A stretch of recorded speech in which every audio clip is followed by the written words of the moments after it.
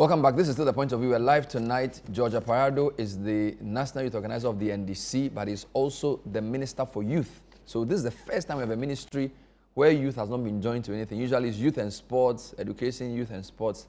He also used to be an MC for Equapim North. This is in the previous NDC government. Welcome to the show. Good evening. Good evening, Bernard. How are you doing? God has been good. We are managing. You are under a lot of pressure. Everybody is. Do you know why? Because usually when MPP does a demo, I would have seen NDC youth say, hey, don't go to the demo, NPP is wasting our time. But it looks like, Charlie, you are looking for money to do youth employment. So I don't even think you've been following this MPP demo today. We have followed a little, but I believe strongly that is their constitutional right. And so we don't have to interfere. I led many of these demonstrations just about a year or two ago. So I can only wish them well. I understand the exercise. You are busy working. At the moment, there are challenges that faces our country, and so my focus is how I fix the mess they left Because some behind. would say that as youth organizer, maybe you should also, you know, in the past, people have done counter demonstrations. Yeah, we are not interested in that. You are not? We are more civil, and we believe that they have a right to demonstrate. So after today, is it not over? It's over, and so back to factory settings. So you are more concerned about. So what's your mandate as youth minister? They're not very simple. Develop and empower young people across all spheres. Develop and empower young people. And you know, development itself is broad. Empowerment is also broad. And so I cannot be focusing on developing the youth of this country, thinking about how to empower them, and be worried about an exercise that will end nowhere. Interesting. But there are already ministries doing some of your work. Haruna Idris is Minister for Education. You can say he and APAC as Education Ministry are doing some of the youth work.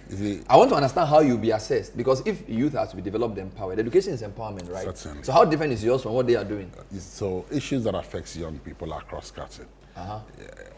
In every sector of our lives, in every sector of governance, you will find something that relates to the youth. Mainly my job is to also collaborate with these ministries to make sure that at least everything that affects young people we're a bit more intentional and a bit more deliberate about it. So for instance, when you take the Ministry for Agriculture, they have a lot of programs they do, including the Youth in Agriculture program. But if you are not careful, the Youth in Agriculture program will be lost because they'll be focusing on other key sectors. My job as Minister for Youth Development is to make sure that that program that they have sitting at their ministry is not left idle, but rather bring in some efforts to make sure that the program sees fruit, the program is done and done very well. For instance, the Education Ministry has the responsibility of educating people.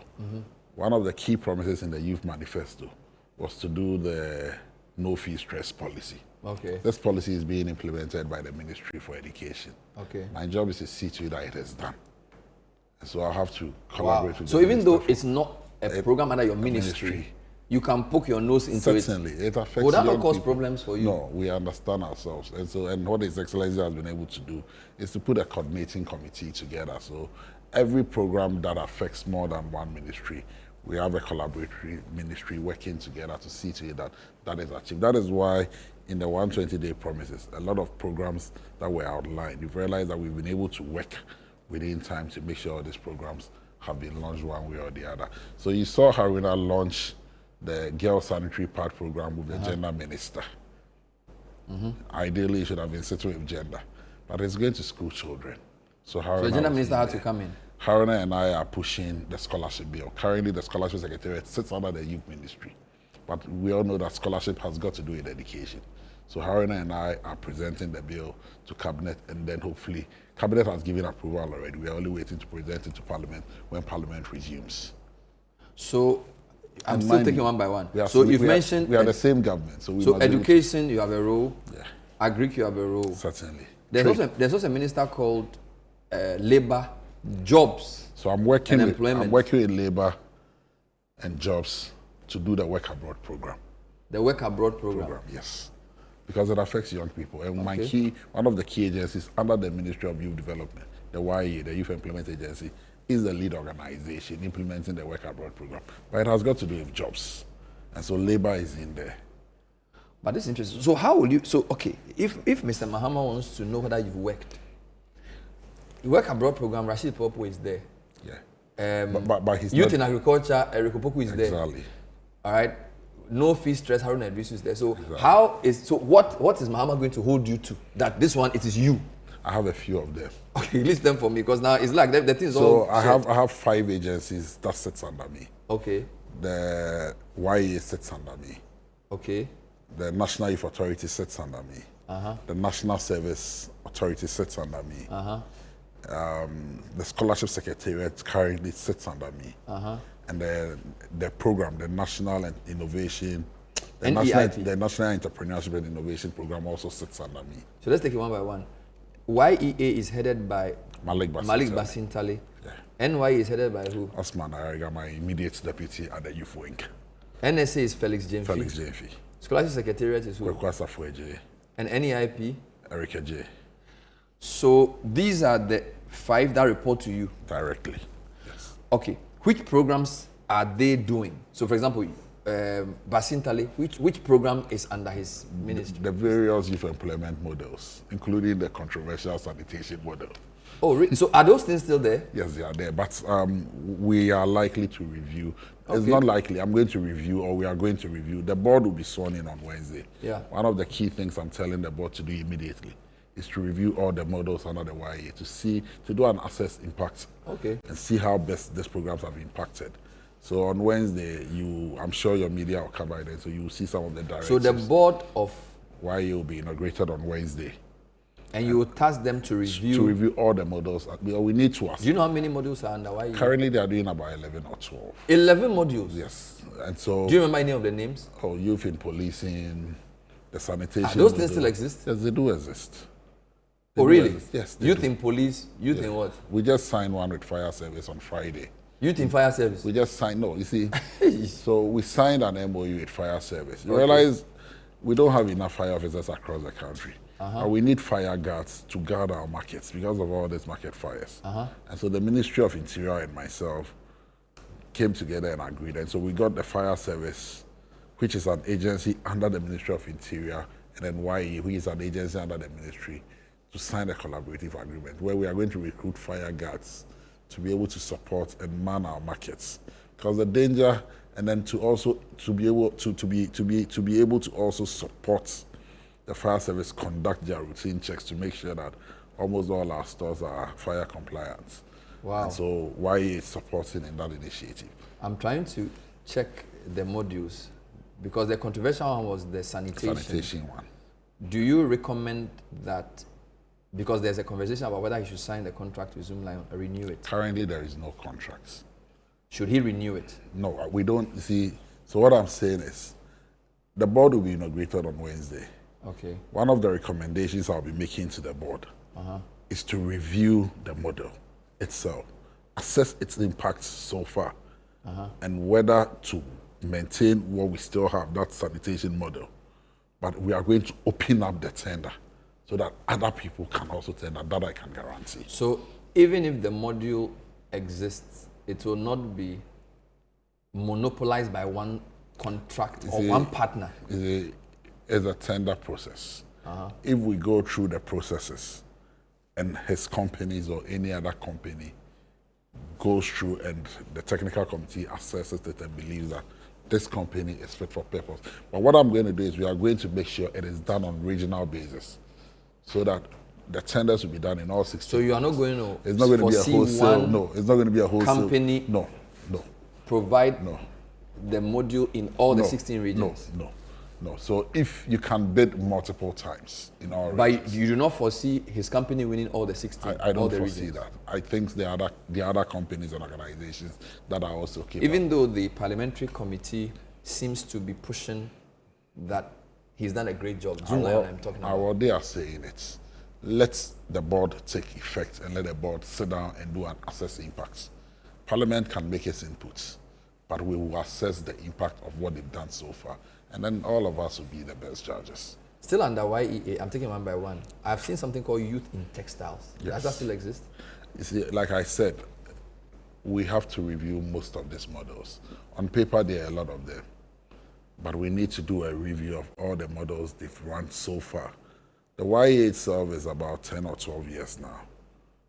Yeah, technically, since it became YA, because the law was passed in 2016 or so, when Haruna was employment minister.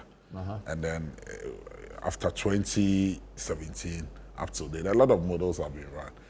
Per their rules itself, per their regulations, after every 2 years, they must review. Okay. There is a new government in place. Only Malika CEO could not have done the review. It is the role of the board to come in and sit down and then review all the models they've done. So one of the things we'll be doing is to review every model they have. Look at the ones that, and you see, if you look at their regulations itself, it outlines some models they should run per the law. The regulations outline some models that should be run. We need to assess it and then understand and see whether it's been impactful or not. If it's not been, there is nothing wrong reviewing it. But George, if these things have not been reviewed, why are you already launching Ejumera, and why are you launching the apprenticeship program? One would have thought that having been given the role of Minister for Youth with 5 agencies under you, you will do some baseline review of what already exists before, if there are gaps, you will create Ejumera. But you've not done review, you're already launching Ejumera. No, so why? So Ejumera is being run by a different agency entirely. Okay. And then apprenticeship is also being run by another agency entirely. These 2 programs have not been run by any of the existing agencies previously. When we were campaigning, and mind you, we made promises during the campaign. And we told the good people of this country, one of the key things we encountered was unemployment across the country. And one of the things that we saw as part of our campaign was that there was a skills gap.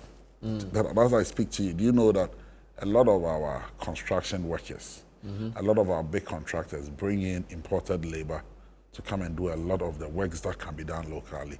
Carpentry. Really? Yes, tiling, ordinary tiling. They are bringing them from Togo. Those who do this POP thing, even painters. And so even plumbers. So we realized that there was a skills gap. How do we fix this? And we've also seen that we've done a lot of TVET programs. But Bernard, if you've lived in rural settings and you understand how the Ghanaian has operated, the informal sector drives our economies. Okay. Growing up, you see people go to work with their apprentices and they end up becoming master craftsmen. So did that system help us? Yes. But ever since we decided to move away from those systems, and then we did TVET. TVET is helping. But a lot of us too will not want to go into the classroom and go and study. We rather want to go and learn from somebody we know. So how do we fix that problem? How do we give our people skills to be able to fix that skills gap? That is how come we came up with the apprenticeship program. So if you look at the policy for the apprenticeship program, we are doing 30% classroom. So we'll push some towards the classroom. And then the 70%, we are looking at giving them to master craftsmen, like the way we used to learn in our local parlance. Oye, my apprentice. He is my apprentice. My master and then my small boy. Exactly. And so that we can, and then we also want it to be community-based. Because you see, if we are not careful, a lot of people will be leaving their communities where the services are needed. Okay. So you want to learn how to become a dressmaker. There is a woman in the community who is a master crafts, or who is a dressmaker, and over the years has been making clothes. All we are doing is that let TVET assess them and give them certification. So we are doing what we call the Prior Knowledge Certification Program. But we also need to formalize our informal sector. I see. And we have a lot of people within that informal sector. And so what we are saying to those within the informal sector who are master craftsmen but have got no form of certification is that we are going to help you through TVET to give you certificates. They'll come and do an assessment of you, do a certification for you. And once that is done, then we can now give you apprentices for you to train. Because then we would have certified ourselves that you know your craft and you can also impact that knowledge to somebody. By doing so, we gather the data and then we're able to formalize that group and bring them into the formal sector to widen the tax net and also help us plan as a country. So I understand apprenticeship. Yeah. How different is that from Ejumera? Ejumera is for entrepreneurs. Entrepreneurs? Yes, it's an entrepreneurship program. So, Bernard, a lot of us want to own our business. So is this being run by NEIP? NEIP, yes. Okay. So now you understand. Okay. So YA is not running any of these 2 programs. The National Youth Authority, which has the mandate for developing youthful skills, is running the apprenticeship program. Okay. And then the NEIP, which core mandate is to develop the entrepreneur. You know, we don't even have a startup bill in this country. We are now working on one, and it's the NEIP that we want to turn into our startup agency. And So is NEIP what John Kuma used to head? yes, that is what John Kuma used to head. So let me get this. YEA, led by Basintale, runs the modules. Yes, the youth employment models. And the core mandate of the YEA... And they are like 11. Currently, yes, about 11. Then the NYA, which is the Youth Authority, does the apprenticeship program. No, it is new. We've just given them that mandate to do. To do that. Traditionally, their job is to help develop young people. And so to develop, we felt that, okay, over the years, they've been left idle. That is where this guy used to be. What's he called? The immediate past chief executive, the former deputy minister, Pius. Enam Haji there. Yes. YEA. NYA. So when you look at the law, they have a mandate of developing skills of young people.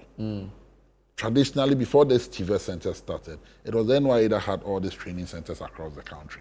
I see. And so we are taking them back to their core mandates to help develop skills.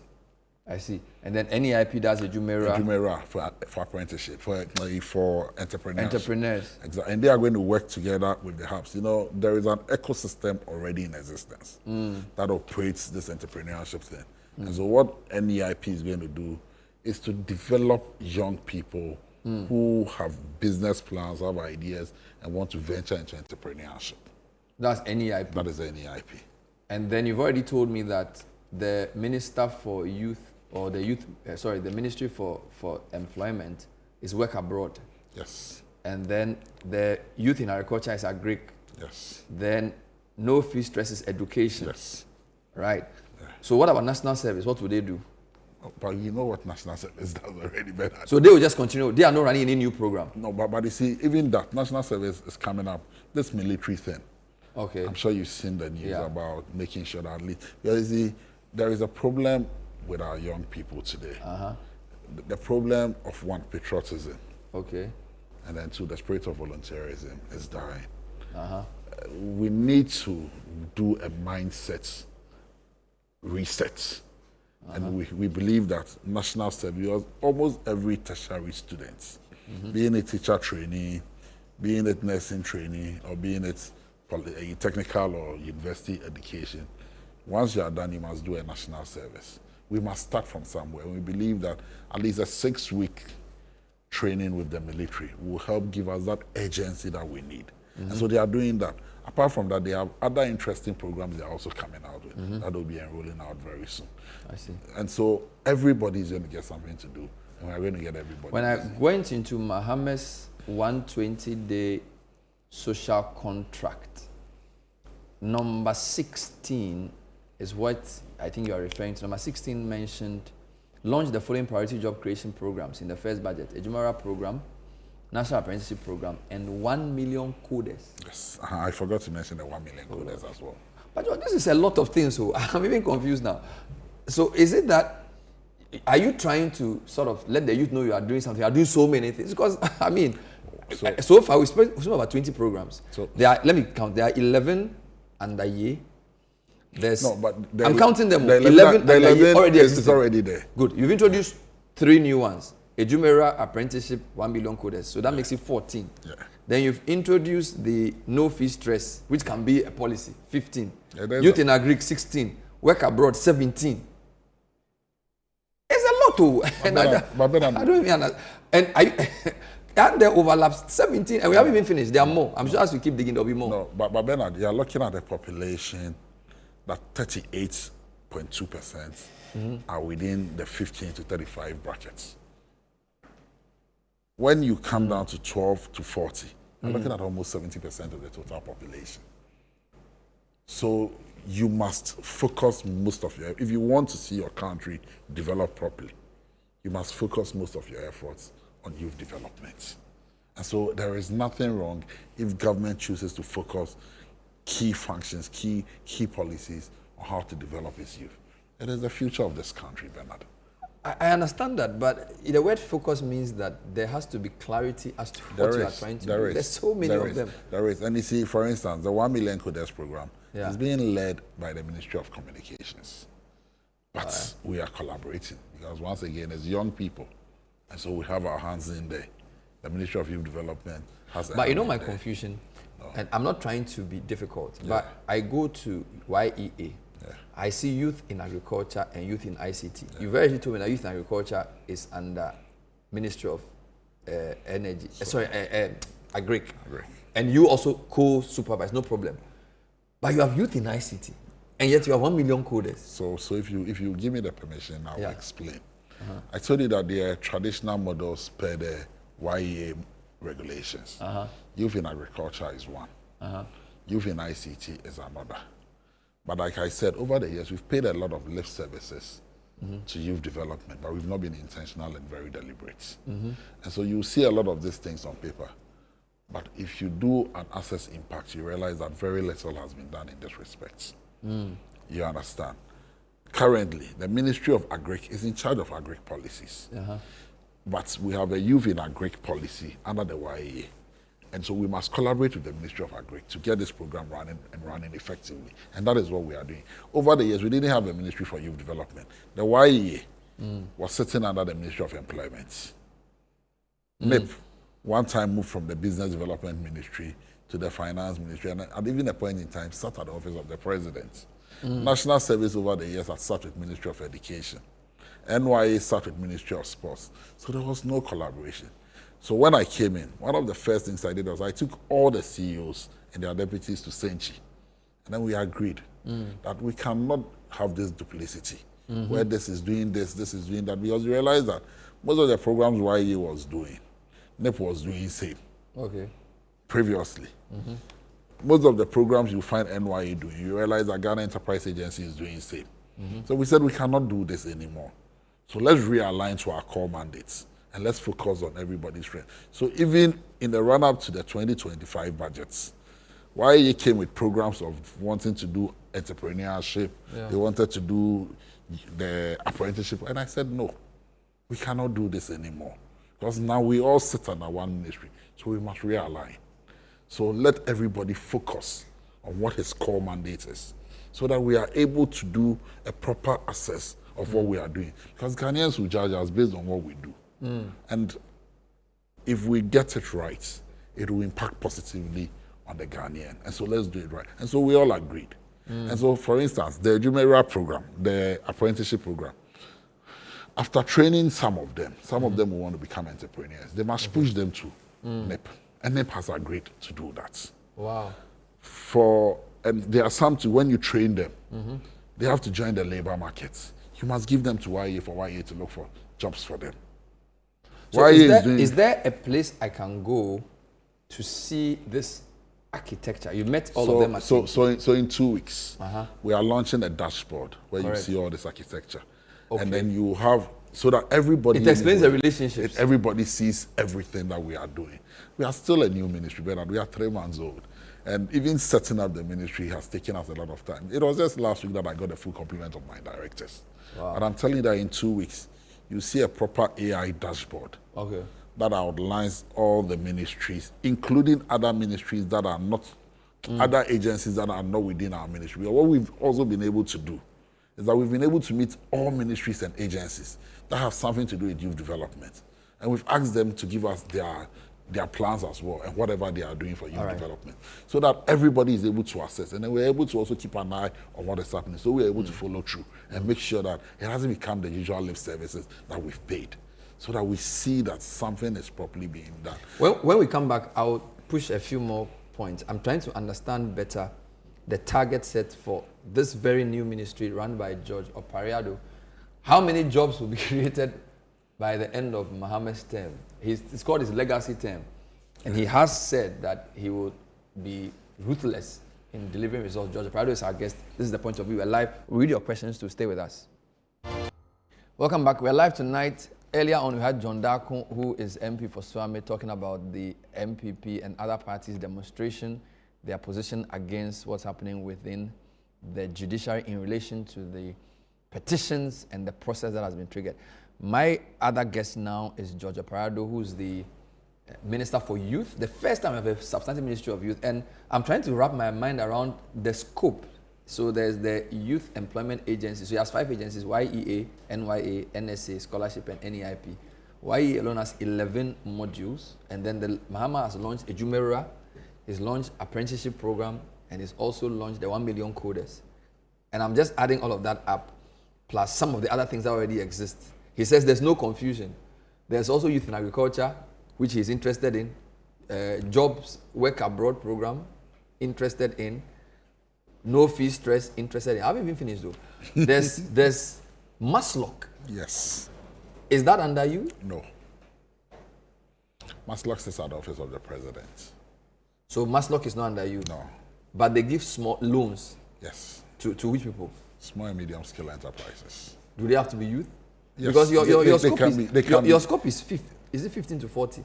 15 to 35. But so for you it's 15 to 35. But the programs we are running currently, for instance, the Ejumera. Yeah. You know, in our laws, if you are not 18, you cannot own a business. So it's 18. And the maximum is what? 35? 35, but we've expanded it to 40. So some of us are not included. Some of us are. So I'm not a youth. No, you cannot. Oh. You cannot. But I'm only. But you see, we keep saying that in this country, youth is the state of the mind. And so 18 to 40. 18 to 40 for the 2 programs we are running. So Maslock is not under your ministry. No, Maslock is not under. Which ministry oversees Maslock? Office of the President. Office of the President. Okay. There's also Venture Capital Trust Fund. Yes, it sits at the Ministry of Finance. And they also invest in businesses. Yes. So it's possible that somebody and Ejumera could start a business, I've grow it to a certain stage, and you get VCTF. I have even had conversations already. So they are going to start what we call the Ejumera Trust Fund. Ejumera Trust Fund from the venture capital. It's you see, when you go through the incubator system, there are some businesses that can be scaled up. You know what venture trust capitalists do? They buy equity in businesses. Of course. And so if your business is one that can be scaled up and you need support, then we can now ask them to come in and support and then get that equity. And then after some years, if the business stands, then you, the owner, can negotiate to buy that equity, or you can bring in a third party to come and buy the equity, and then the trust fund will step away. But when they come in, one, it gives you credibility. Also, it plays a role of making sure that the business is run properly. And then one of the biggest challenges that confront most businesses is they are doing so well. Before you know, some big organization comes and buys them, values them so cheap and buys them off. We believe that if we bring in some of these big players like the trust fund, it gives you a certain leverage. So when this big guys come in and they even want to buy you off, there's a lot of the innovative ideas. Bernard, you listen to some, and then you know that this can blow. If you are not careful, and a young man who have just started his business, somebody comes to throw a few dollars in his face, before you know he's selling. But if he has a partner, a strategic partner, who brings in some credibility, brings in some flair, and then brings in some weight, when any of these big boys are coming in, the valuation will be done properly. So this Ejumera Trust Fund, would it be a spin-off of the Venture Capital Trust Fund? It is from the Venture Trust Fund. So like a part of it that goes into those who create business at Ejumera. So they are going to support. But you do know, as you're a businessman, so you know business more than me. You know that if you... when I retire. I'm starting a company, let's assume 2025, you need a few years to get to a point where people will be interested in getting equity. So it's a very... do you know how much the ETF will be? How much money will be in the Ejumera Trust Fund? So you see, the discussions we are having is still at the initial stages. Okay. But it is a proposal we've made to them. And so far, the conversation is going very well. And we are very hopeful. We believe that at least by the time we graduate the first batch, after a year or two, we should be able to see a certain trend. And mind you, under the Ejumera, we also have what we call the presidential pitch and then the vice presidential pitch. Because some of the ideas you see, after going through the incubation period, once they start, we want to put maybe about 100, 200, 300 in a presidential pitch where government itself will invest some good money in some of these businesses. When those businesses start doing well, Okay. Then we can have the VT coming in to support and then get equities or buy equities in it. And so we have a whole program. We've developed a whole policy document, policy framework. I see. To run this whole Ejumera, and maybe tomorrow morning So I will can there share be with you. so you're saying that there's a startup bill? There is, yes, we are currently working on the startup bill. Okay. My understanding of the way governance works is that you have a policy, and then you have the law, Yes. and then you have the program. Yeah. So this startup bill obviously means there's a startup policy. Okay, so Or what policy is this startup bill going to draw from? you realize that NEIP has been a program over these years. Yes. And in that ecosystem they operate, in most developed countries, in most countries that are doing well with entrepreneurship, there is always a startup agency that supports new businesses, supports this whole incubator, that whole ecosystem. And so the startup bill, we intend to convert, when the bill is passed, to convert NEIP into the startup agency. Wonderful. You understand? And An then agency for startups. Startups, yes. So where does that leave Ghana Employment Agency? No, sorry, Ghana Enterprise Agency. GEA. Yes. Which used to be run by The Kosi NBSSI, Yankee. yes. So I'm even adding, so I've done 14, 17. I've added, if I add Maslock, VCTF, and GE, we already at 20. Ghana Enterprise Agency has always been there. It's not for youth. No, it is for, so you see, once again, the demographics we find ourselves in. Yeah. Like I said, issues of young people are cross-cutting. Okay. So wherever you go, every policy you do, one way or the other, you have young people being a part of it. You know why? Because your population is youthful. So Ghana Enterprise Agency is for medium and small-scale enterprises. You may have a young person who owns a medium enterprise. You may have a young person who has a small-scale enterprise. So he can also go to GE and access facilities from them. So if I get you right, the reason VCF, Maslock, and GA are not under your ministry is that they are not youth. No, it's for exclusive. It's for everybody. Fair enough. Exactly. But at least 17 programs, you have to keep your eye on at least 17. From what I know, you have to keep your eye on at least 17 programs. So no, YA is one agency. Yeah, but you are I'm coming. Yeah. So, and under YA, has 11. They have models. Yeah. The law gives them 11 models and even mandates them To do more. that they can do more. Good. You understand? It doesn't mean all 11 are running. Okay. So Okay. Okay. Let's get that understanding. I see. Then 2, the programs that we have to keep our eyes on was all the youth policies that we promise the people of this country in our manifesto are things that I have an interest in. Mind you, I'm still national youth organizer. And so I keep an eye on that as well. I see. And then you come to the things that the ministry itself has been mandated to do. My mandate is broad, youth development. Okay. And so if there is any program that sits under any ministry that directly affects young people, I have an interest in it. So I'll come chasing it up. Even Mahama Care. Oh, Lord. Even Mahama Care. Young people get Once sick. it's young people related. Exactly. But you see, my challenge now is, how will you be assessed? How will we know in 2028 if the Ministry of Youth has served its purpose? If we are able to reduce the youth unemployment rate, then you can But that's fairly too assess. general. I mean, there should be more. There should be, I mean, what do you mean? There should be I'm more. coming. I mean, there should be something more specific. Currently, I am leading the charge on this menace called Red, this drug called Red. Yes. It is my ministry that has launched the Red Means Stop campaign. Because you know why? It is young people that are abusing. Yeah. If we are successful in that battle, you can assess me on it. If we fail, even though it's general and there are other agencies that should collaborate and support, because it is young people at the center of it, I have a role to play. But in campaigning, NDC used to say youth employment is at, I think the percentage was 30-something percent. Out of the 14.8, that's the general is 14.8. Youth unemployment was at 32.8%. Good. So what I was expecting you to tell me is that in 4 years' time, youth unemployment will be X number. So in 4 years, we should be able to reduce this number significantly and drastically. No, I don't buy that. Significantly means what? Bernard, No, it has to be clear. So that, you see, because you are also going to be given a budget.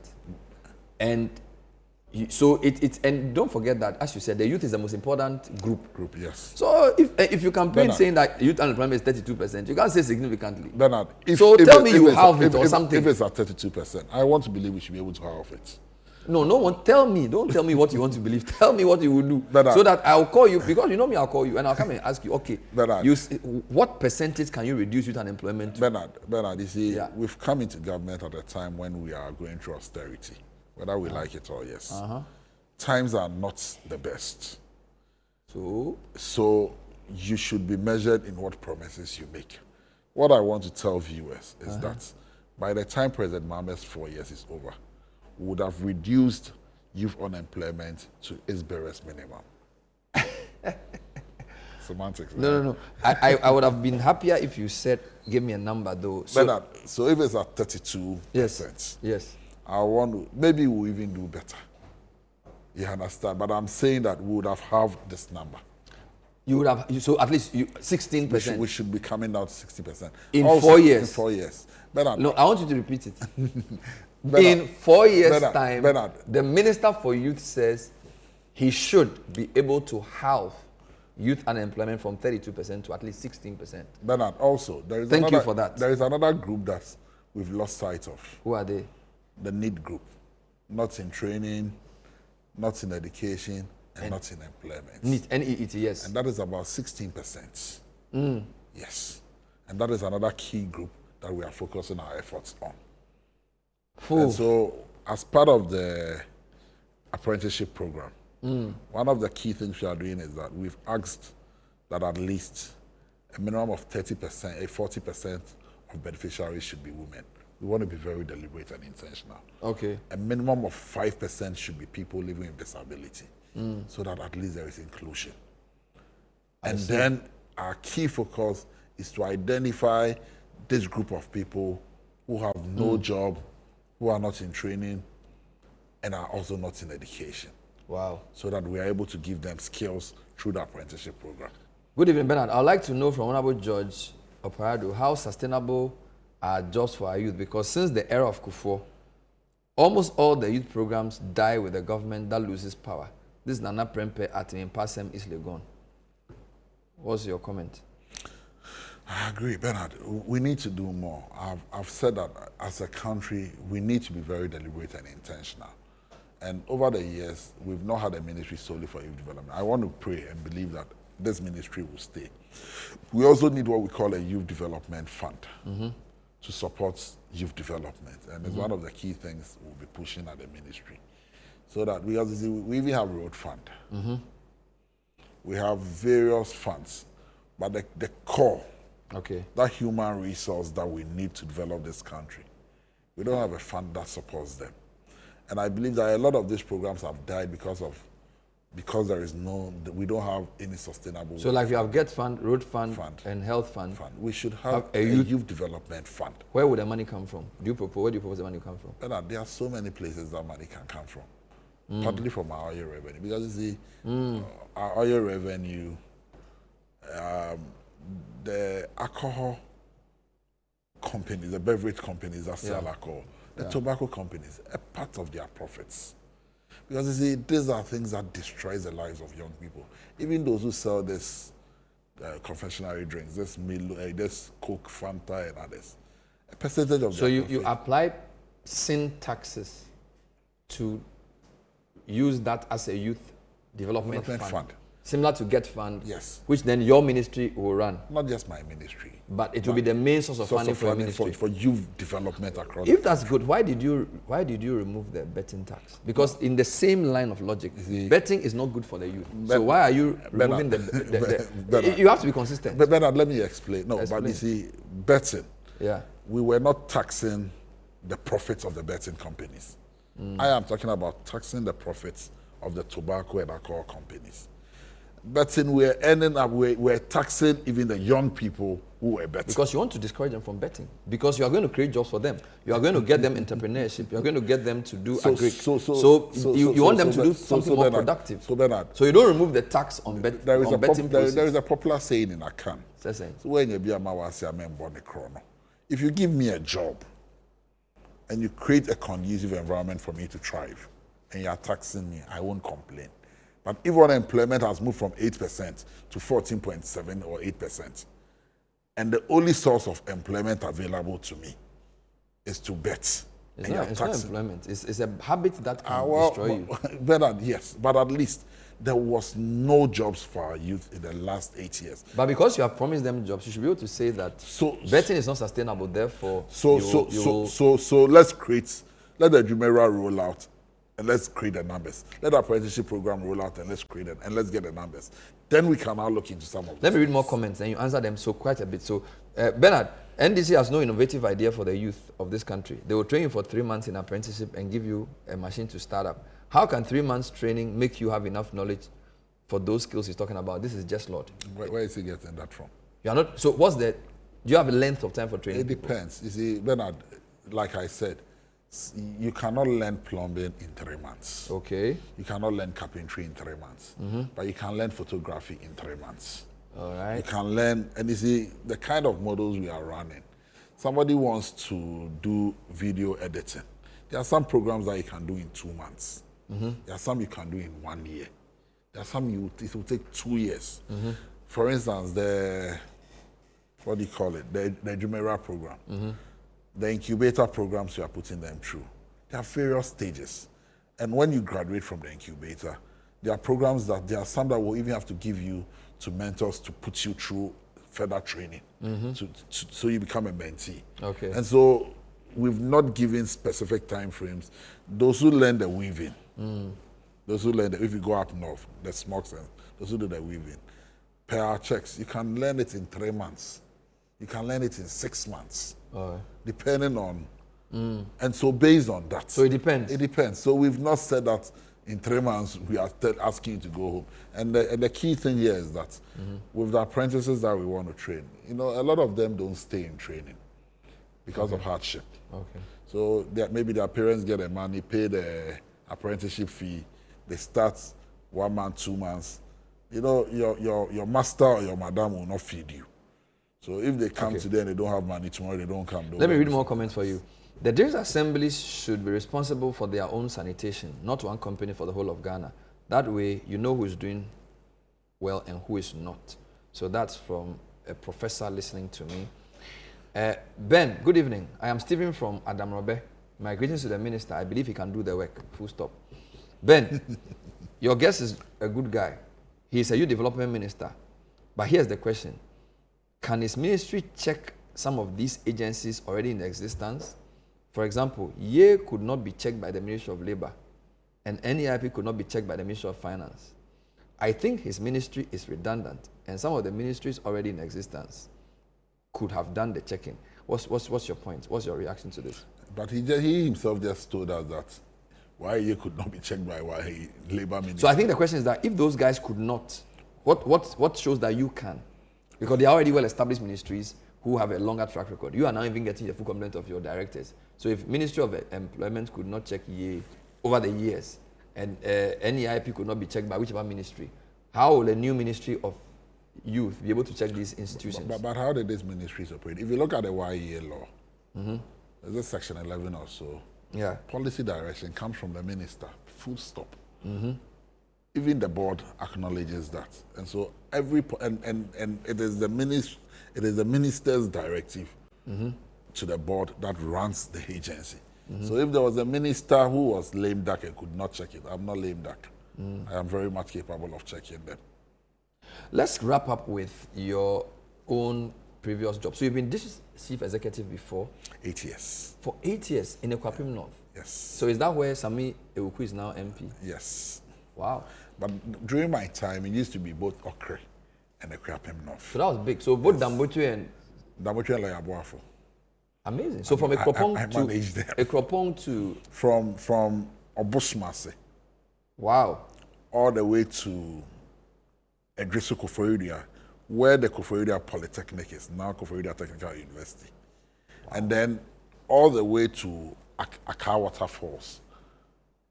Amazing. Going just before Buti Waterfalls. And then Uhunya. Go past Uhunya in Krakai, and then down to Somenya. And then Latte. That was the district. That was the municipality I managed. And this was when you were in your 30s? Or you were early 40s? I got in at 27. 27? Yes. In an MPP-dominated area? I survived 8 years. Skill and tact, and then the grace of God. I see. So of course, this is your first ministry then? Yes. You built this up, right? And then you became a party executive youth organizer for how long? I'm in my second term. You're in your second term. I'm sure I'm the only one who has done 2 terms, 2 4-year terms. And you say you don't, I think Haruna also did. It's the Haruna style, it was 2 years. So you have done 8 years as youth organizer? More or less. If next year I hand over, then I would have done 8 years. The expectation of the youth is very high.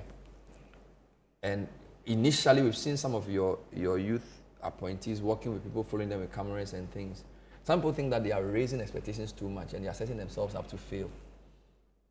Because the honeymoon will soon be over. How concerned are you about that?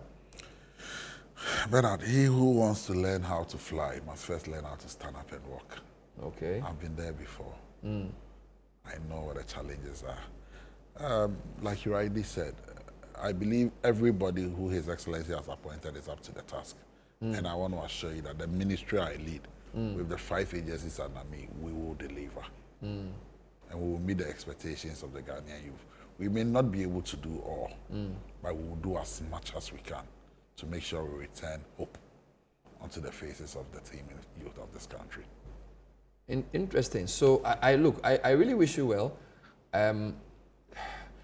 How do you assess the president's first 4 months? Bernard, it's been an amazing run so far. Almost every promise he made to the good people of this country, he ticked the box, and he can go through in it. The 120... In the 120-day promise. Actually, I wanted to pull it. Almost every one of them, he ticked it. From constitutional review to the code of conduct, one after the other. He ticked the box. And you see, when he speaks, he says he wants to leave a legacy. And clearly, but do his appointees also want to leave a legacy? Bernard. Because there's always a disconnect between maybe what the man wants to do, because everybody knows this is his final term. Bernard. And then the view is that usually it is presidents, appointees who fail them. Bernard, the kind of checks and balances President Mahama has put in. I've worked with him before. Have you declared your assets? Of course. I declared on the 17th of March. Okay. The kind of checks and balances he's put in. Dr. Valerie Soya will not let you sleep. Oh, okay. She does the will not let you sleep. Callistus is on your case 24/7. So the people at the Jubilee House are like the enforcers for the ministries. As for Dr. Valerie Soya, for the president. when I see her call, I panic. And it's so, and the good. So have they set like targets for you? Of or course. Something? Everybody's benchmarks of things you are supposed to do. Everybody, and you see, we are sending reports every week. Reports on what? On what you are doing. Every week. Bernard. Hey. I'll show you. Really? Yes. Every week your report must get to Dr. Valerie Soya. On specific things or your general performance? Your specific things and your general performance. What is happening in your ministry? Every week you must send a report, written. When I leave, I'll show you some of the reports. Wow. And so it's not business. I've worked with this government before. I was MC for 8 years, so I knew how things were done. And I've come back as minister. And this one is serious. Look at my face. You haven't stressed all over. But your eyes are always red. I don't know what it is. Wow. Stress all over, so you can understand. What is your message to the youth of Ghana? This is my last question. Youth of Ghana are listening to you. Everybody saying, Pablo. The honeymoon is almost over. 128 or so days. So now the rubber meets the road. What's your message to the youth of Ghana? 120 is on Wednesday, right? Oh, rather? Yeah. I thought if you count... Okay, 120 is on Wednesday. I thought we were 120 something. So, Bernard, my message to them is very simple. We are in a very difficult place as a country. Okay. But I want to assure them that President Mahama is a promise keeper. We will fix the mess. We will reset Ghana, and together we will build the Ghana we want. We are launching a lot of programs. We expect them to take advantage of it. Okay. For we to be able to achieve this, the reset does not affect appointees alone. The reset affects everybody. We must do a reset of ourselves, and we must be willing to take advantage of most of the programs that we are rolling out. It's going to be tough. It's a very difficult journey. It's a difficult road we are walking, but I want to assure them The government of His Excellency President Mahama will stand by them throughout this journey, and we will build together the Ghana we want. Thank you. Thank you, George Opare-Addo. I couldn't read the rest of your comments for want of time, but the point was not to ask all the questions, but to get a sense of what he is going to do. He obviously come back at some point to give a report. He's already said youth unemployment will come down from 32 to 16 in 4 years, inshallah. We see how that works. It will happen. Initially, we had the MP for Suame, who is in the person of John Daku, to discuss the MPPs and other parties' march for the judiciary. And now we have George Opare-Addo. Thank you for watching. We'll see you next time. Have a good evening. Bye-bye.